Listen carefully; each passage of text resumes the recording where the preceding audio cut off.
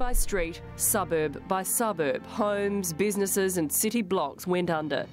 But the Aussie spirit couldn't be drowned out, with an army of suburban soldiers getting friends, neighbours and strangers back on their feet. What's that, mate? Yeah. Wow.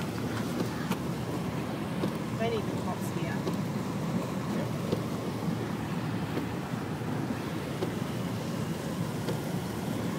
That's amazing. I heard him say they're just going to chuck her out. Jesus. I'm going to slow down and pop them over. No, go over so people